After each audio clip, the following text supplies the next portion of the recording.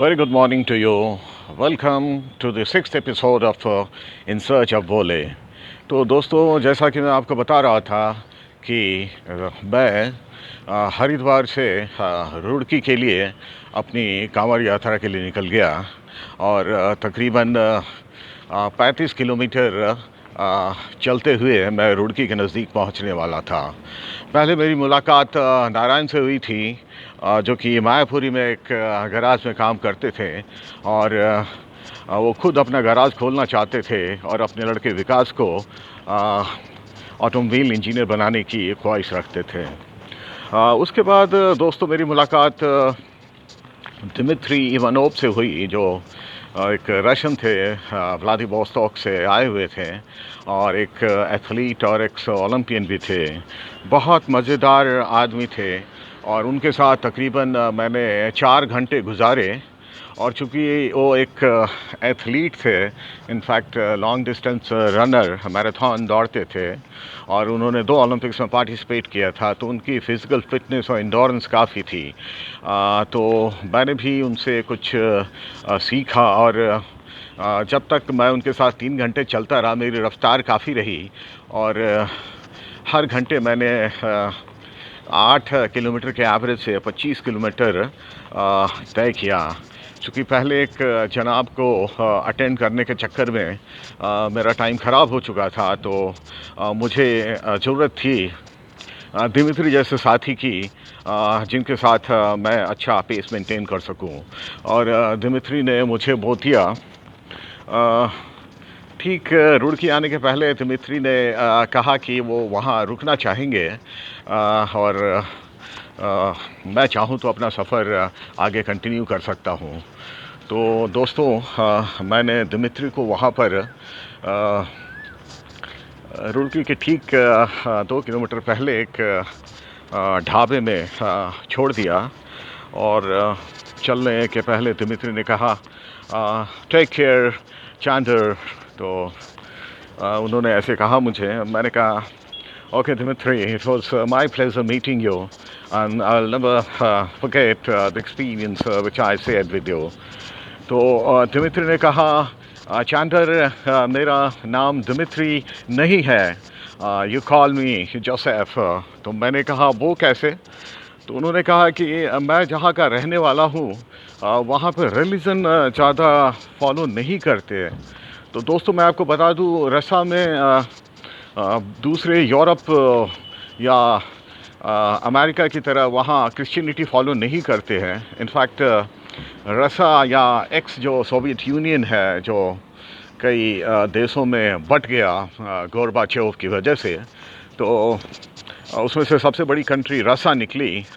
तो रसा में वो इस तरह की रोमन कैथोलिक टाइप की वो क्रिश्चियनिटी प्रैक्टिस नहीं करते हैं। इनफैक्ट रसा में वो रशियन ऑर्थोडॉक्सी प्रैक्टिस करते हैं। इनफैक्ट तकरीबन 70% Russian population Russian orthodoxy practice करती है और उनके ऑर्थोडॉक्सी चर्चेज़ होते हैं। आपको ये जान के बहुत ताज्जुब होगा कि रसा एक ऐसा मुल्क है जहाँ पे ऑलमोस्ट 25% लोग या तो किसी रिलीजन में यकीन नहीं करते हैं या अथेइस्ट होते हैं। अथेइस्ट बोले तो नास्तिक, जिनका भगवान में यकीन नहीं है। तो बहुत ही इंटरेस्टिंग देश है रसा, काफ़ी ठंडा देश है और वहाँ पे तो दुनिया का सबसे ठंडी जगह भी है वर्खोयांस्क। यदि आपने नाम नहीं सुना होगा, साइबेरिया के अंदर है। साइबेरिया खुद एक बहुत बड़ा आइस डेजर्ट है और वहाँ पे ये जगह है वर्खोयांस्क। दोस्तों, मैं आपको बता दूं कि यहाँ पे आप दिल्ली या शिमला या ऐसी जो ठंडी जगह, वहाँ पे 2 या 3 डिग्री टेम्परेचर होता है तो आप कांपने लगते हैं। आपको ताज्जुब होगा कि वर्खोयांस्क में टेम्परेचर -63 डिग्री जाता है और मोस्टली जो रशियन जो विंटर होता है वहाँ टेम्परेचर -30 -40 तो आम होती है। एनीवे, तो रशिया के क्लाइमेट की बात हुई। मैं बात कर रहा था दिमित्री की और दिमित्री ने मुझे बताया कि वो उसका नाम दिमित्री बेशक ज़रूर है ऑफिशियल रिकॉर्ड्स में, बट उसका नाम जो उसके पेरेंट ने दिया था वो है जोसेफ। और उसने मुझे ये भी बताया कि उसका एक 12 साल का लड़का है और जिसका नाम इमैनुअल है। दोस्तों, इमैनुअल एक बहुत ही पवित्र क्रिश्चियन नाम है, जिसका मतलब होता है गॉड विद अस।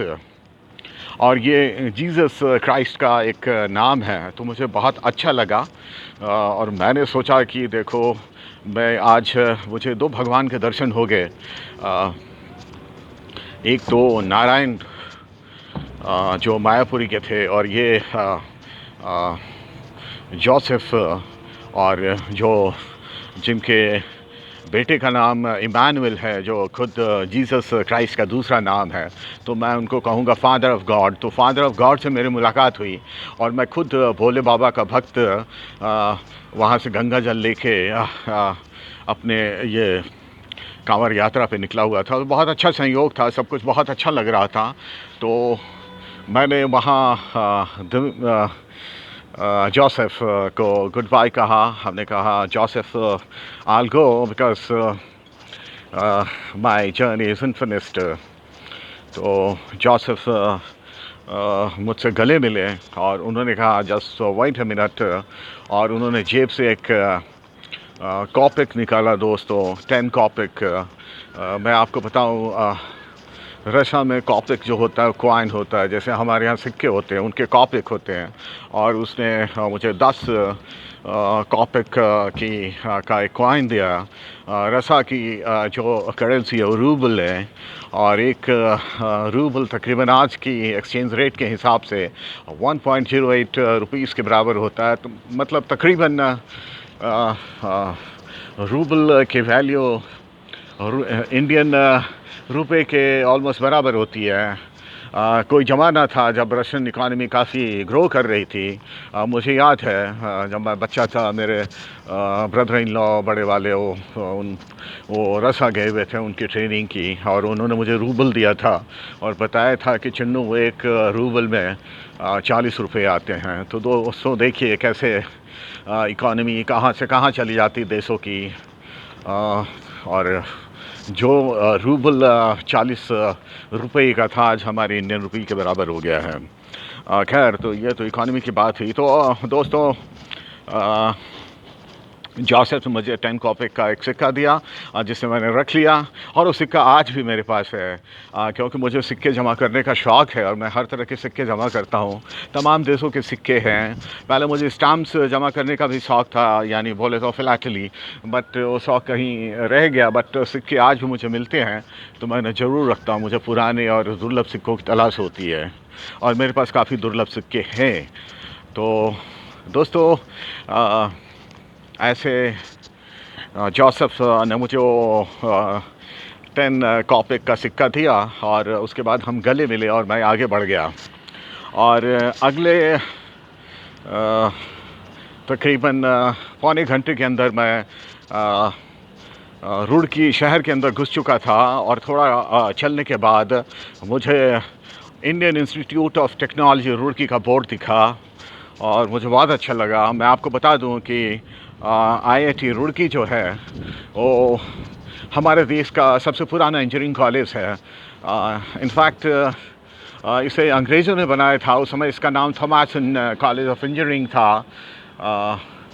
मेरे ख्याल से 18वीं सेंचुरी में बनाया था। उसके बाद 1948 में गवर्नमेंट ऑफ इंडिया जो आज़ाद हो गई थी, उन्होंने इसका नाम रुड़की यूनिवर्सिटी रख लिया। ये एक यूनिवर्सिटी थी, और वहाँ की सिविल इंजीनियरिंग काफ़ी मशहूर है। इनफैक्ट देश के सबसे बड़े बड़े सिविल इंजीनियर से आर्किटेक्ट इस कॉलेज ने दिया है, और बहुत बड़े बड़े आर्किटेक्ट, बहुत बड़े बड़े जो मॉडर्न इंडिया के बिल्डर थे, वो रुड़की यूनिवर्सिटी के प्रोडक्ट है। और इस मशहूर कॉलेज को, जिसका काफ़ी सुंदर इतिहास है और काफ़ी अच्छी इसकी लिगेसी है, इसको 2001 सितंबर में गवर्नमेंट ऑफ इंडिया ने एक एक्ट के दौरान इसे इंडियन इंस्टीट्यूट ऑफ टेक्नोलॉजी घोषित कर दिया। तो मैं उसी IIT रुड़की के बाहर था, और वहाँ पे वहाँ के स्टूडेंट्स ने एक टेंट सा लगाया हुआ था, जिसमें कांवड़ियों के लिए खाने पीने की व्यवस्था थी।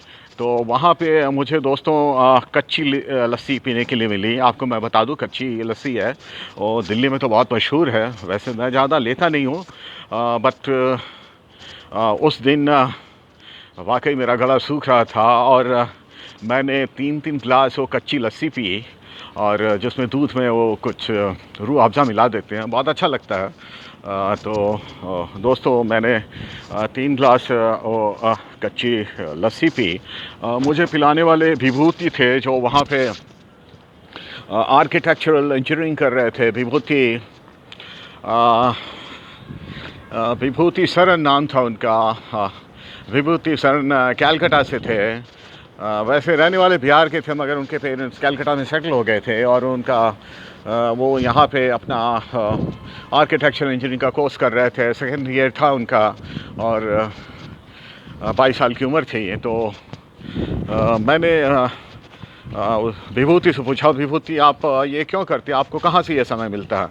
तो विभूति ने कहा कि मेरे पेरेंट्स काफ़ी रिलीजियस हैं और मेरा भी काफ़ी झुकाव है रिलीजन की ओर और मुझे बहुत अच्छा लगता है। और मैं तो पिछले साल से मैं ये देख रहा हूँ कि कैसे यहाँ से कांवड़िया निकलते हैं, मुझे बहुत अच्छा लगता है। और वैसे यहाँ कोई ज़रूरी नहीं मैं आके यहाँ बैठूँ, मगर मैं खुद वॉलंटियर करता हूँ और मुझे बहुत अच्छा लगता है, इसलिए मैं बैठता हूँ। और चूँकि मैं अपनी कमिटमेंट की वजह से मैं खुद इस यात्रा में शामिल नहीं हो सकता हूँ, तो मैं कम से कम उन यात्रियों की थोड़ी अवगत तो कर सकता हूँ। तो मैंने कहा विभूति आप बहुत अच्छा काम कर रहे हैं और बहुत बहुत धन्यवाद, आपने मुझे कच्ची लस्सी पिलाई और मेरा गला सूख रहा था। और मैंने विभूति कहा all the best young man, one day I hope to see you the top architect। और विभूति ने मुझे thank you sir, thank you for your kind words.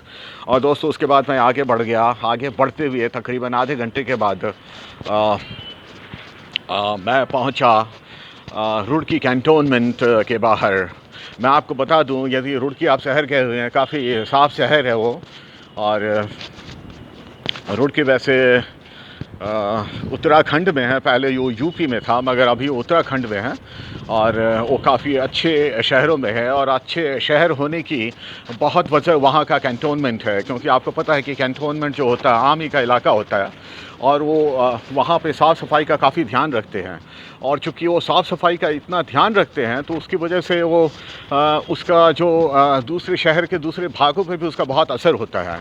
और यदि रुड़की इतना साफ़ है और इतना प्लान्ड है तो उसका बहुत क्रेडिट वहाँ के यूनिवर्सिटी ऑफ रुड़की यानी कि जो IIT रुड़की है, जिसका सिविल इंजीनियरिंग का काफ़ी इतिहास रहा है। और ये रुड़की कैंटोनमेंट है। दोस्तों रुड़की कैंटोनमेंट जो है ये बंगाल सैपर्स का हेडक्वार्टर्स है। बंगाल सैपर्स बोले तो आपने इंडियन आर्मी में कॉम्बैट यूनिट तो सुना ही होगा, जैसे सिख रेजिमेंट या मराठा रेजिमेंट या जाट रेजिमेंट।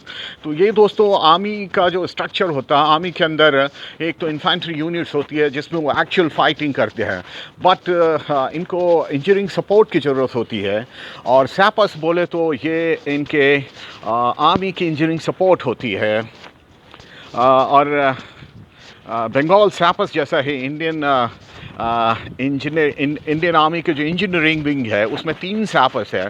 जो सबसे पुराना है वो है मद्रास सैपर, तो जो 1703 में बना था। और ये बंगाल सैपर्स बाद में आया, वो ऑलमोस्ट 1803 में आया। और उसके बाद एक बॉम्बे सैपर्स है। तो दोस्तों ये 3 सैपर्स है, 3 इंजीनियरिंग यूनिट्स हैं और वो आर्मी के साथ कंधे से कंधे मिला के काम करते हैं।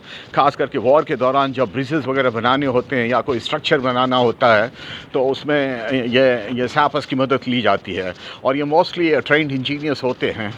तो दोस्तों वहाँ पे मैं जब पहुंचा तो मैंने देखा कि उन्होंने भी बहुत अच्छा खाने पीने की व्यवस्था की थी।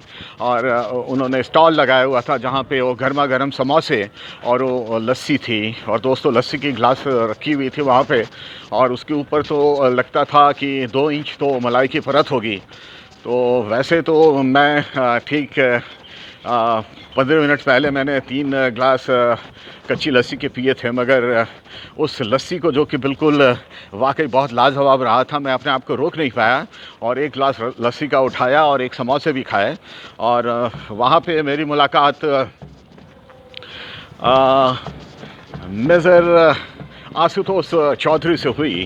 तो मेजर वहाँ पे सारा सब कुछ मॉनिटर कर रहे थे और मेरी उनसे बातें हुई। तो मैंने कहा major thank you very much, you are doing a great job. तो मेजर